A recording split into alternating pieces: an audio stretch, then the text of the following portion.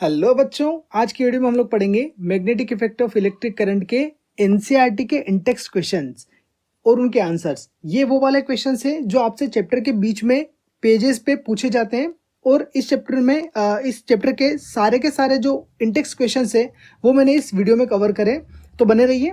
देखिए, सबसे पहला क्वेश्चन है अपने पास में, why does a compass needle get deflected when brought near a bar magnet.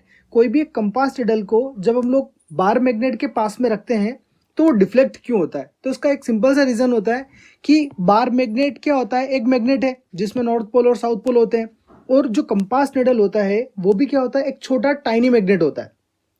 तो ऑब्वियसली जब किसी एक मैग्नेट को दूसरे मैग्नेट के पास में अगर हम लोग रखेंगे तो क्या होगा, दोनों के ऊपर फोर्स एक्सर्ट होगा। मतलब एक मैग्नेट दूसरे के ऊपर फोर्स लगाएगा, दूसरा पहले के ऊपर फोर्स लगाएगा, यानी कि एक दूसरे के ऊपर फोर्स लगाएंगे, तो उसकी वजह से क्या होगा, कंपास निडल में डिफ्लेक्शन हो जाएगा, क्योंकि वो छोटा है तो वो डिफ्लेक्ट होगा। अब देखिए, इसका रीजन लिखा हुआ है, the compass needle itself is a tiny magnet, when a bar magnet is brought near it the bar magnet exerts its magnetic force on the compass needle, hence it get deflected. Okay, अब second question है अपने पास में, draw magnetic field lines around a bar magnet. ये काफी simple है, ये चीज अपने को ऑलरेडी पता है, क्योंकि चैप्टर में मैंने जब समझाया था आपको तब उसमें भी मैंने आपको बताया था कि जैसे अगर कोई बार मैग्नेट है अपने पास में, तो ये बार मैग्नेट हो गया, यहाँ पे एन पोल है, यहाँ पे एस पोल है, तो ये जो मैग्नेटिक फील्ड लाइंस होती है कैसे निकलती है, नॉर्थ पोल से निकलती है और साउथ पोल में चली जाती है। इस तरीके से ये आपका इसका डायरेक्शन हो जाता है, तो आप इस तरीके से क्या कर सकते हो, उसको ड्रॉ कर सकते हो। ओके, क्वेश्चन नंबर थर्ड देखते हैं, list the properties of magnetic lines of forces. मतलब आपको जो मैग्नेटिक फील्ड लाइंस होती है या फिर जो मैग्नेटिक लाइंस ऑफ फोर्स होती है उनकी क्या क्या प्रॉपर्टी होती है वो आपको बतानी है। तो देखिए, पहली जो प्रॉपर्टी है वो है magnetic field lines are closed and continuous curve. जैसे देखिए इस डायग्राम में यहाँ पे अपने को दे रखा है, एक तो है कि पास पास है और कंटिन्यूअस कर्व है, ये कोई भी स्ट्रेट लाइन नहीं है, ये बिल्कुल कर्व जा रहे हैं, है ना। तो ये चीज अपने को समझ में आ रही है।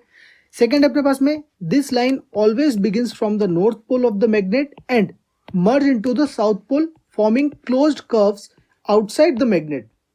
यहाँ पे आप ध्यान से देख सकते हो कि नॉर्थ पोल से निकल रही है और साउथ पोल में जा रही है और क्या कर रही है, एक क्लोज्ड कर्व बना रही है। कर्व का मतलब क्या होता है कि कहीं पर भी टूट नहीं रही है, मतलब ब्रेक नहीं हो रही है, नॉर्थ पोल से निकली साउथ पोल में जाके वो मर्ज हो जाएगी, तो इसीलिए हम बोलते हैं कि क्लोज्ड कर्व होता है।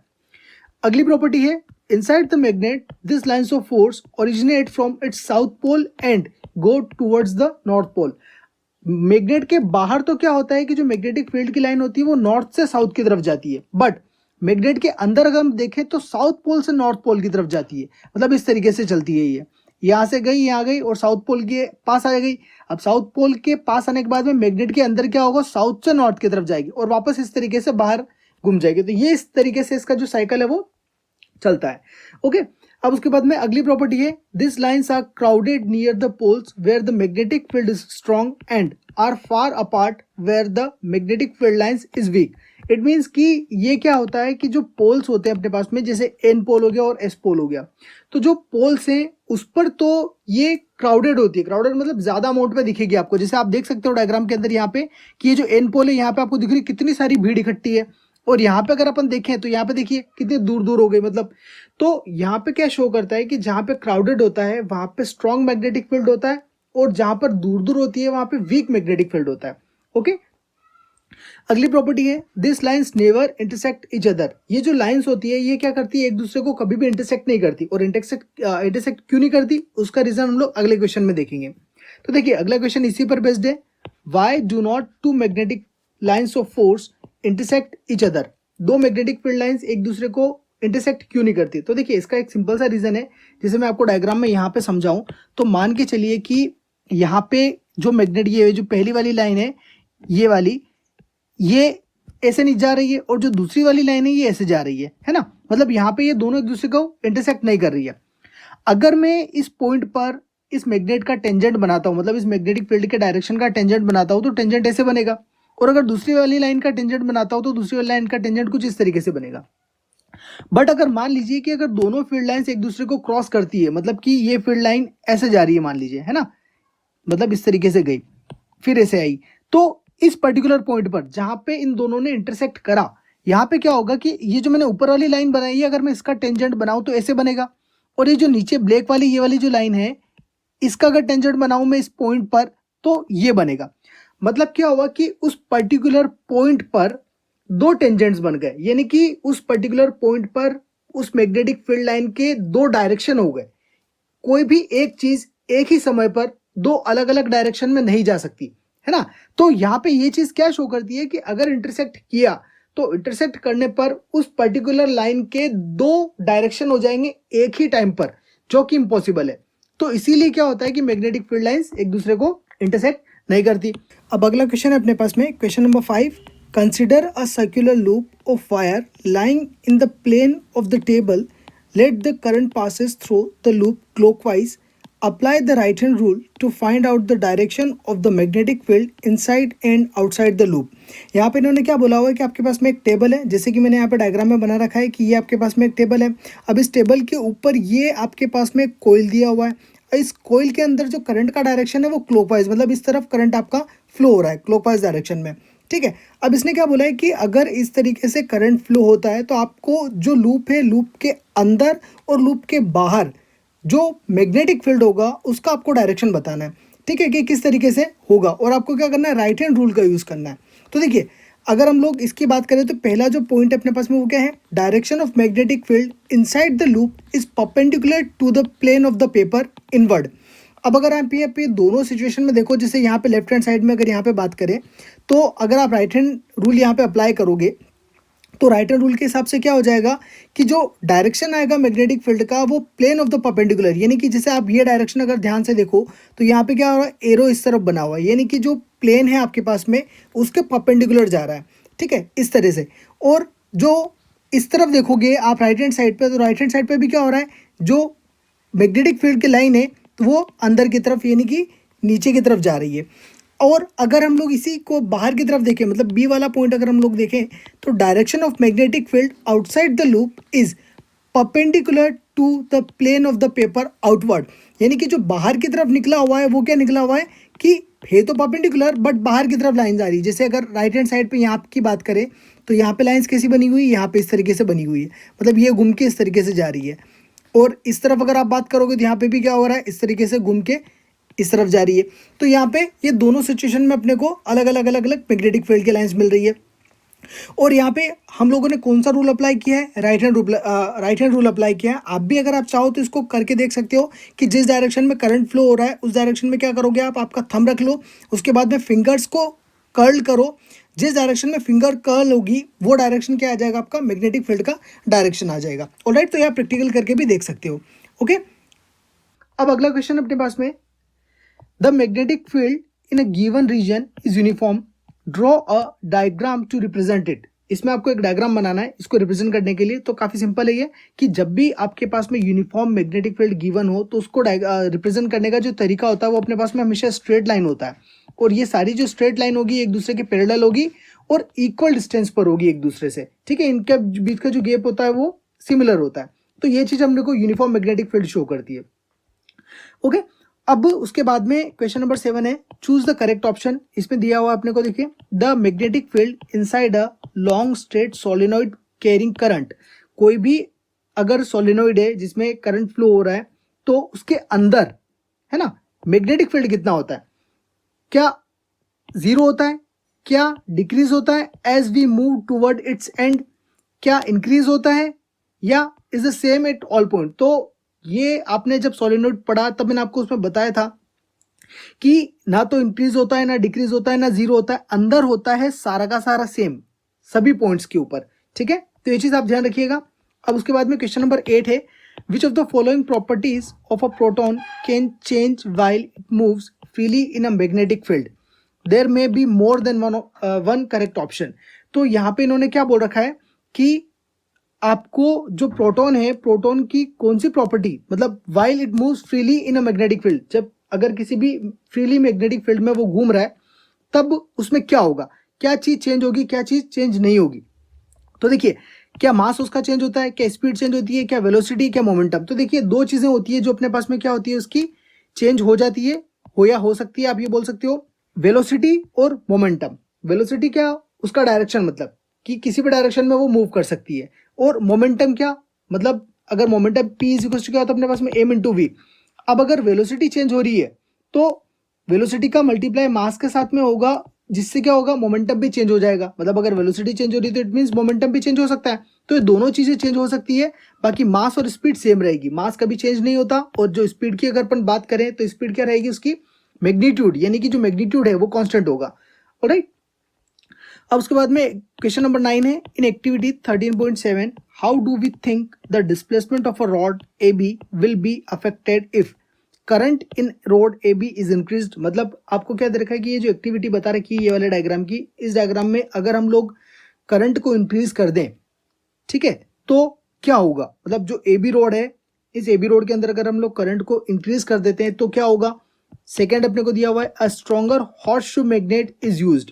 मतलब ये जो मैग्नेट दे रखा है आपको, इसकी बजाय कोई और ज्यादा स्ट्रॉन्ग हॉर्सशू मैग्नेट अगर हम लोग यूज करें तो क्या होगा।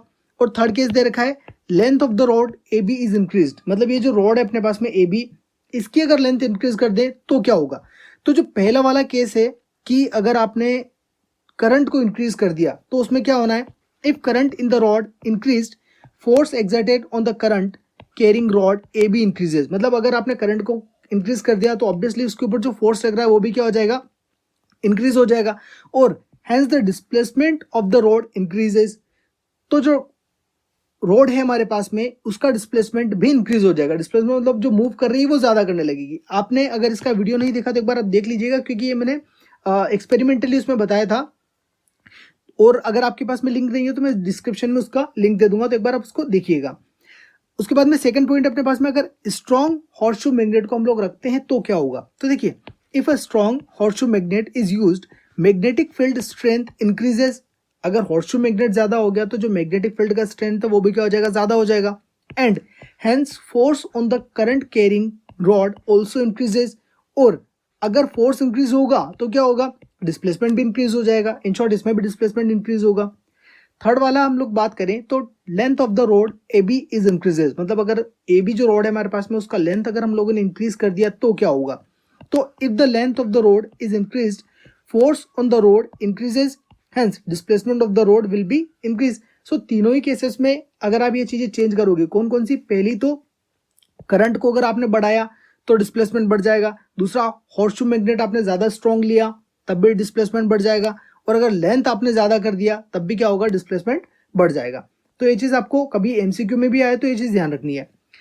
अगला क्वेश्चन अपने पास में, अ पॉजिटिवली चार्ज पार्टिकल, जिसको हम लोग बोल सकते हैं alpha particle, projected towards west is deflected towards north. मतलब आपने क्या करा, उसको प्रोजेक्ट करा वेस्ट डायरेक्शन में और वो डिफ्लेक्ट हुआ नॉर्थ में बाय अ मैग्नेटिक फील्ड। किसी भी एक मैग्नेटिक फील्ड के अंदर आपने क्या करा, उसको वेस्ट डायरेक्शन में प्रोजेक्ट करा। प्रोजेक्ट करने पर क्या हुआ कि उसका जो डिफ्लेक्शन हुआ वो नॉर्थ में हुआ। तो the direction of magnetic field, आपको मैग्नेटिक फील्ड का डायरेक्शन बताना है। तो देखिए काफी सिंपल है। पहले तो इसमें 4 ऑप्शन दे रखे हैं, तो चारों में से मैं आपको आंसर बताता हूँ कौन सा। पहला तो है कि अपवर्ड, मतलब जो मैग्नेटिक फील्ड का डायरेक्शन होगा वो ऊपर की तरफ होगा। और क्यों होगा उसका एक्सप्लेनेशन मैंने नीचे दे रखा है। Here alpha particle is moving towards the west. यहाँ पे क्या हो रहा है, जो अल्फा पार्टिकल है ये वेस्ट की तरफ जा रहा है, जैसे क्वेश्चन में अपने को दे रखा है। So the direction of the current is towards the west. मतलब अल्फा पार्टिकल अगर वेस्ट में जा रहा है तो जो करंट का डायरेक्शन है वो भी क्या होगा, वेस्ट में होगा, क्योंकि जिस डायरेक्शन में पॉजिटिव्स या प्रोटॉन्स जाते हैं उसी डायरेक्शन में करंट फ्लो होता है। तो करंट का डायरेक्शन वेस्ट हो गया। The deflection is towards the north. Deflection कहाँ हो रहा है, नॉर्थ में हो रहा है। So the force is towards the north. मतलब जो फोर्स लग रहा है वो किधर लग रहा है, नॉर्थ में लग रहा है। And in accordance with Fleming's left hand rule, देखिए अपने को 2 डायरेक्शन मिल गया, एक तो नॉर्थ मिल गया और अब एक कौन सा मिल गया, वेस्ट मिल गया। ठीक है, तो वेस्ट में क्या है, करंट फ्लो हो रहा है और नॉर्थ में क्या है, फोर्स लग रहा है। तो अब फ्लेमिंग के लेफ्ट हैंड रूल का अगर हम लोग यूज करें तो the direction of the magnetic field is upward. ये चीज आप करके देख सकते हैं, प्रैक्टिकली आपको ये चीज पता पड़ जाएगी। ओके, अब उसके बाद में अगर फ्लेमिंग का लेफ्ट हैंड रूल आपको पता नहीं है तो ये अगले क्वेश्चन में आपको दे रखा है, तो मैं आपको बता देता हूं। देखिए, according to this rule stretch the thumb, forefinger and middle finger of your left hand such that they are mutually perpendicular. आपको इस तरीके से इसको रखना है कि ये क्या करें, एक दूसरे के परपेंडिकुलर रहे। मतलब म्यूचुअली परपेंडिकुलर का मतलब ये होता है, जैसे डायग्राम में आपको यहाँ पे दे रखा है, ये आपका थंब हो गया, ये आपका फोर फिंगर हो गया और ये आपका मिडिल फिंगर हो गया। ठीक है, अब अगर आप यहाँ पे ध्यान से देखो तो यहाँ पे देखिए ये 90 डिग्री का एंगल बन रहा है, और अगर यहाँ पे भी देखो तो ये भी क्या हो रहा है, 90 डिग्री का एंगल बन रहा है। मतलब तीनों एक दूसरे के साथ में, किसी के भी साथ अगर आप देखोगे तो 90 डिग्री का एंगल बनाएंगे। इसी चीज को बोला जाता है म्यूचुअली परपेंडिकुलर। तो यहाँ पे क्या होगा, if the four finger points in the direction of magnetic field, ये आपको जो फोर फिंगर है, अगर इसको आप मैग्नेटिक फील्ड के डायरेक्शन में रखते हो, जैसे अगर मान लो कोई भी एक ऐसी जगह जहां पर मैग्नेटिक फील्ड है और करंट भी है, तो मैग्नेटिक फील्ड के डायरेक्शन में अगर आपने फोर फिंगर को कर लिया और करंट के डायरेक्शन में आपने मिडिल फिंगर को रख दिया, तो ऑटोमेटिकली आपका जो थंब का डायरेक्शन आएगा वो फोर्स का डायरेक्शन आ जाएगा। ओके, जैसे ऊपर वाले जो क्वेश्चन है उसमें आप ये चीज अप्लाई करके देख सकते हो। अब अगला क्वेश्चन देखते हैं, what is the principle of N electric motor. एक इलेक्ट्रिक मोटर का प्रिंसिपल क्या होता है, तो देखिए काफी सिंपल है ये।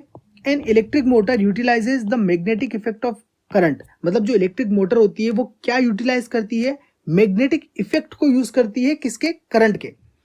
It works on the principal that when a rectangular coil is placed in a magnetic field and current is passes through it, a force acts on the coil which rotates it continuously। इसका मतलब क्या होगा कि जब भी किसी magnetic field के अंदर आप एक रेक्टेंगुलर कॉइल को रखते हो, मान लीजिए कि ये अपने पास में एक मैग्नेट हो गया N, ये अपने पास में एक मैग्नेट हो गया S, मतलब इस तरीके से क्या हो रहा है, मैग्नेटिक फील्ड की लाइन जा रही है और इसके बीच में अगर आपने किसी भी एक कॉइल को रखा, ये मान लीजिए PQRS, तो इस कॉइल के ऊपर क्या होगा, मैग्नेटिक फील्ड लगेगा, है ना, और जब करंट फ्लो होगा तो इस कोइल के अंदर भी मैग्नेटिक फील्ड जनरेट हो जाएगा।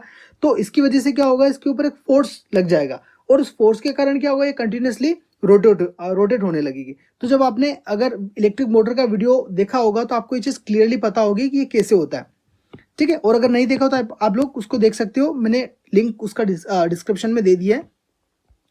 अगला क्वेश्चन मेरे पास में, what is the role of the split ring in an electric motor. देखिए ये भी इलेक्ट्रिक मोटर के ऊपर ही है, तो मैं आपको ये चीज बोलूंगा कि इलेक्ट्रिक मोटर का जो वीडियो मैंने बना रखा है उसको आप देख लीजिए, क्योंकि मैंने उसमें हर चीज काफी डिटेल में एक्सप्लेन करी है, तो आपको और अच्छे से ज्यादा समझ में आ जाएगा।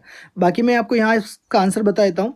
The split ring is also called commutator. जो स्प्लिट रिंग होती है हम लोग उसको क्या, कम्यूटेटर भी बोलते हैं। Split ring is used for reversing the direction of current in the coil. जो स्प्लिट रिंग होती है उसका क्या यूज होता है, करंट के डायरेक्शन को रिवर्स करने का होता है। Therefore the direction of the force acting on the two arms of the coil is also reversed. जब करंट का डायरेक्शन चेंज हो जाएगा तो उसके ऊपर जो फोर्स एक्सर्ट हो रहा है उसका डायरेक्शन भी चेंज हो जाएगा। As a result of this the coil continues to rotate in the same direction. तो इसका जो फाइनल आपको इफेक्ट मिल रहा है या जो फाइनल रिजल्ट मिल रहा है वो क्या मिल रहा है कि जो आपकी कॉइल है वो जिस डायरेक्शन में रोटेट कर रही थी वो उसी डायरेक्शन में रोटेट करती रहेगी, जो मतलब मोटर जो है ना वो सेम डायरेक्शन में रोटेट करती रहेगी। ओके, अब उसके बाद में अगला क्वेश्चन है, question number 14, explain different ways to induce current in a coil. मतलब अगर किसी भी कॉइल के अंदर आपको करंट को इंड्यूस करना है तो क्या क्या तरीके हो सकते हैं। तो देखिए पहला है अपने पास में moving a magnet towards a coil. किसी भी एक मैग्नेट को अगर आप कॉइल के पास में लेके जाते हो, sets up a current in the coil circuit. तो उसमें क्या होगा, जो कॉइल का सर्किट आपने बनाया है ना उसके अंदर करंट इंड्यूस हो जाएगा। मतलब जैसे मान लीजिए ये आपकी कॉइल है, ये आपके पास में मैग्नेट है NS। अब इस मैग्नेट को आप रेपिडली बहुत स्पीड से अगर इस कॉइल के पास में लेके जाते हो तो इस कॉइल के अंदर क्या होगा, करंट फ्लो होने लगेगा। वापस अगर आप इसको दूर लेके आते हो तब भी उसमें करंट शो करेगा। इस तरीके से मैग्नेट को अगर आप बार बार उसके आगे पीछे लेके जा रहे हो ना तो उसमें क्या होगा, करंट सेटअप हो जाएगा। सेकंड है अपने पास में, if a coil is moved rapidly between the two poles of a horseshoe magnet then the electric current is induced in this. अब ये भी वही चीज है कुल मिला के कि अगर आप इस कॉइल को हॉर्सशू मैग्नेट, जैसे मान लीजिए हॉर्सशू मैग्नेट आपका क्या हो गया, इस तरीके से ये हॉर्सशू मैग्नेट हो गया। अब इस हॉर्सशू मैग्नेट के बीच में, दोनों पोल्स के बीच में अगर आप इस कॉइल को कंटिन्यूअसली रैपिडली घुमाते हो तब भी क्या होगा, इस कॉइल के अंदर करंट जनरेट हो जाएगा। इन शॉर्ट अगर मैं आपको बताऊं तो कुल मिला के कॉइल और मैग्नेट इन दोनों के बीच में रिलेटिव मोशन होना चाहिए, या तो ये घूमे या ये घूमे, वो भी रैपिडली, तो क्या होगा, उसमें करंट इंड्यूस हो जाएगा। उसके बाद में अगला क्वेश्चन है, question number 15, state the principle of an electric generator. Electric generator का जो प्रिंसिपल है वो क्या होता है, तो देखिए a generator also known as dynamo is a device used to convert mechanical energy into electrical energy. ये चीज अपने को ऑलरेडी पता है कि इलेक्ट्रिकल जनरेटर क्या काम करता है, इलेक्ट्रिसिटी का को प्रोड्यूस करने का काम करता है ना। मतलब इन शॉर्ट अगर अपन देखें तो जो मैकेनिकल एनर्जी है उसको काय में कन्वर्ट करता है, वो इलेक्ट्रिकल एनर्जी में कन्वर्ट कर देता है। It works based on the principle of electromagnetic induction. तो उसका जो प्रिंसिपल होता है वो होता है electromagnetic induction. When a closed coil is rotated in a uniform magnetic field with its axis of rotation perpendicular to the direction of magnetic field, the magnetic field lines passing through the coil changes and this induces current in the loop. Okay और अगर आपको उसको और ज़्यादा detail में जानना है तो इसका भी मैंने वीडियो बना रखा है, जिसका लिंक भी आपको डिस्क्रिप्शन में मिल जाएगा, तो आप उसको चेक कर सकते हो, तो और ज़्यादा आपको अच्छे से ये चीज़ समझ में आ जाएगी। और मैं आपको रिकमेंड करूंगा कि वो वीडियो आप देख लें ताकि ये टॉपिक जो है आपको अच्छे से क्लियर हो जाएगा। और अगर आपने ऑलरेडी पढ़ा हुआ है तो फिर तो आपको क्वेश्चन आंसर लिखना ही है, तो आप ये नोट्स नोट कर सकते हैं। अब क्वेश्चन नंबर 16 है, name some sources of direct current. Direct current मतलब जो डीसी करंट होता है वो हमको कहाँ से मिलता है? तो देखिए, ये जो अपने पास में बैटरी होती है, जैसे अपना सेलफोन है, सेलफोन के अंदर अपनी जो बैटरी होती है वो क्या करती है? डायरेक्ट करंट देती है। या फिर आपके घर में अगर इन्वर्टर लगा हुआ है तो इन्वर्टर की जो बैटरी है वो भी क्या करती है? आपको डायरेक्ट करंट देती है। जो डीसी जनरेटर होता है, डीसी जनरेटर भी क्या करता है? अपने को डायरेक्ट करंट देता है। तो ये अपने पास में डायरेक्ट करंट के सोर्सेस होते हैं जहां पे अपने को करंट डायरेक्टली मिल जाता है। ओके अब उसके बाद में क्वेश्चन नंबर 17 है, which sources produce alternating current. Alternating current produce करने के देखिए जितने भी अपने पास में पावर प्लांट्स होते हैं, चाहे वो कोल पावर प्लांट हो, कोल मतलब कोयले से चलने वाला पावर प्लांट हो, या हाइड्रो पावर प्लांट हो। हाइड्रो पावर प्लांट मतलब कि जो पानी से बिजली बनती है, पानी से इलेक्ट्रिसिटी जो प्रोड्यूस होती है उसको बोला जाता है हाइड्रो पावर प्लांट। या फिर न्यूक्लियर पावर प्लांट हो, जहाँ पे हम लोग क्या कर सकते हैं कि न्यूक्लियर रिएक्शन का यूज करके पावर को प्रोड्यूस किया जाता है। Power in the sense electricity को बनाया जाता है। जैसे कि अगर आपने सुना हो तो रावत भाटा में एक अपना न्यूक्लियर पावर प्लांट है जहाँ पे इलेक्ट्रिसिटी बनती है। उसके बाद में जो थर्मल पावर प्लांट यानी कि हीट का यूज करके इलेक्ट्रिसिटी को प्रोड्यूस किया जाता है। तो ये जितने भी पावर प्लांट्स होते हैं ये सारे के सारे क्या करते हैं? अल्टरनेटिंग करंट को बनाने का काम करते हैं, अल्टरनेटिंग करंट को प्रोड्यूस करते हैं। ओके अब उसके बाद में क्वेश्चन नंबर 18 है अपने पास में, choose the correct option. A rectangular coil of copper wire is rotated in a magnetic field, the direction of the induced current changes once in each. मतलब उसके अंदर जो डायरेक्शन होता है इंड्यूस करंट का वो कब चेंज होता है? तो ये सिंपल सा आंसर है, जब हाफ रोटेशन कंप्लीट होता है उसका, हाफ रिवोल्यूशन बोल सकते हैं, तो उसमें उसका हमेशा डायरेक्शन क्या होता है? चेंज हो जाता है इंड्यूस करंट का। तो इसमें अपने को ज़्यादा सोचने की जरूरत नहीं है, जो हाफ है वो उस पर टिक कर देंगे, मतलब सी वाला ऑप्शन अपना करेक्ट है। उसके बाद में क्वेश्चन नंबर 19 है अपने पास में, name 2 safety measures commonly used in an electric circuit and appliances. देखिए सेफ्टी मेजर का मतलब क्या होता है कि सेफ्टी इन द सेंस अपने को करंट नहीं लगे या फिर जो अपने घर के अप्लायंसेस है वो खराब नहीं हो। तो जनरली 2 चीज़ें यूज होती है। पहला तो होता है इलेक्ट्रिक फ्यूज, इलेक्ट्रिक फ्यूज की जगह पे आप एमसीबी भी यूज कर सकते हो। और सेकंड होता है अपने पास में अर्थिंग का। तो देखिए इलेक्ट्रिक फ्यूज क्या काम करता है? An electric fuse is connected in series, it protects the circuit from overloading and prevents it from short circuiting. यहाँ पे क्या होता है कि अगर इलेक्ट्रिक फ्यूज आपने लगा दिया तो इलेक्ट्रिक फ्यूज क्या करेगा? सीरीज में लगता है पहली चीज तो ये। और जब कोई हाई करंट अगर उसके अंदर आएगा तो इलेक्ट्रिक फ्यूज का जो वायर है वो क्या हो जाएगा? जल जाएगा और वो करंट को आगे जाने ही नहीं देगा। तो जब करंट आगे नहीं जाएगा तो आपके जितने भी अप्लायंसेस हैं वो आपके सही रहेंगे और ओवरलोडिंग से उसको बचा लेंगे। तो उस तरीके से क्या होगा? कोई शॉर्ट सर्किट नहीं होगा। अब उसके बाद में प्रॉपर अर्थिंग की अगर अपन बात करें तो proper earthing prevents damage due to leakage of current. Earthing क्या करता है कि जो करंट का अगर किसी भी अप्लायंसेस में लीकेज होता है तो उसको रोकता है। Metal parts of electric appliances are directly connected to earth wire. तो जैसे अगर कोई भी अप्लायंस है आपके घर का, जैसे आयरन हो गया, तो आयरन का जो मेटल पार्ट होता है ना वो क्या होता है कि अर्थ वायर से कनेक्टेड रहता है। जैसे अपने घर में 3 वायर आते हैं जिसमें से एक वायर होता है अर्थ वायर, तो उससे कनेक्टेड रहता है। अब इसमें क्या होता है? If live wire comes in contact with metal part, जो लाइव वायर है मतलब जिसके अंदर करंट आता है वो पार्ट अगर गलती से मेटल पार्ट्स पे टच हो जाए तो मेटल पार्ट के अंदर भी क्या होगा? करंट फ्लो होने लगेगा। और वो मेटल पार्ट अगर आपने टच कर लिया तो आपको भी करंट लगेगा। तो इसलिए क्या होता है कि जो मेटल पार्ट पे अगर ऐसा आ गया तो current flows through the earth wire to the earth and prevents damage to the appliance and people using the appliances do not get shock. मतलब क्या हुआ? जैसे कि अगर आयरन में का जो मेटल है उस आयरन के मेटल में अगर आपका करंट फ्लो होने लगा तो अगर आप हाथ लगाओगे तो आपको भी करंट लगेगा। लेकिन जो अर्थ वायर है उस अर्थ वायर को क्या कर रखा है अपन ने? उस मेटल पार्ट से टच किया हुआ है। और मेटल पार्ट से टच करके रखने से फायदा क्या होगा कि वो वायर क्या होता है, हम लोग जमीन में कहीं अंदर दबा के रखते हैं उसको, तो जितना भी करंट अगर मेटल पार्ट में जनरेट हो रहा है वो क्या होगा? उस अर्थिंग वायर के थ्रू जमीन में चला जाएगा और आपको करंट नहीं लगेगा। तो ये यूज होता है इसका अर्थिंग का।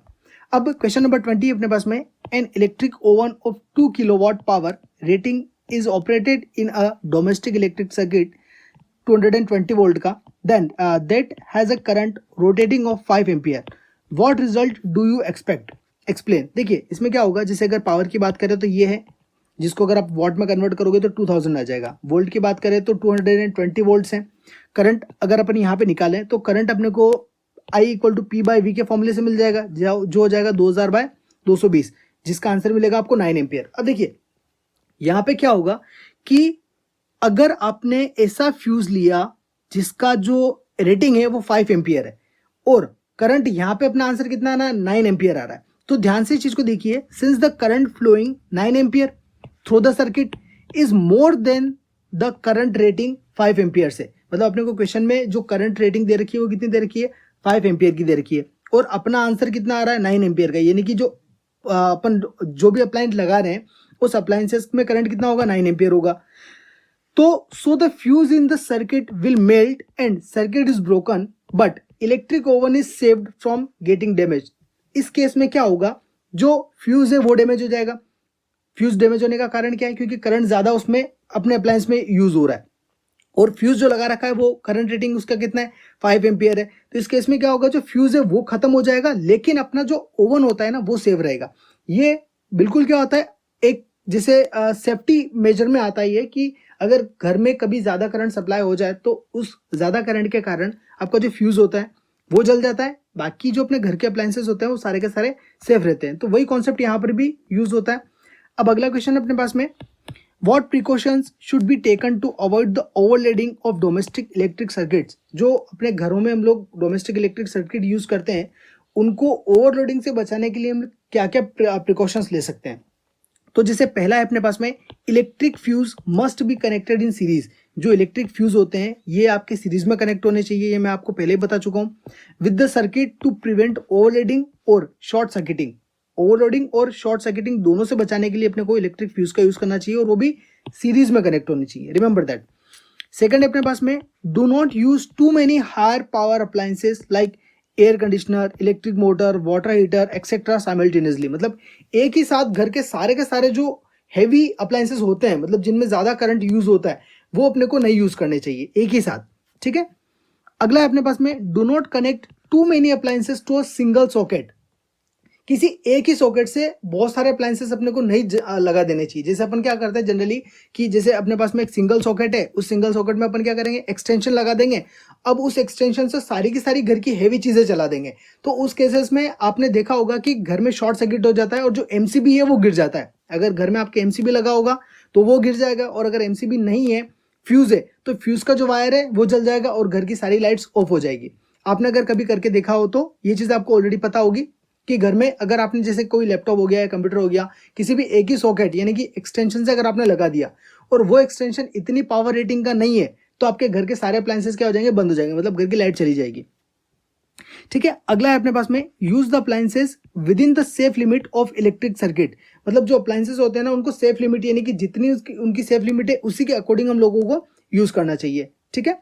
तो ये आपके इंटेक्स क्वेश्चन है। अब अगले वीडियो में हम लोग जो एनसीईआरटी की एक्सरसाइज है उनकी क्वेश्चन आंसर्स देखेंगे।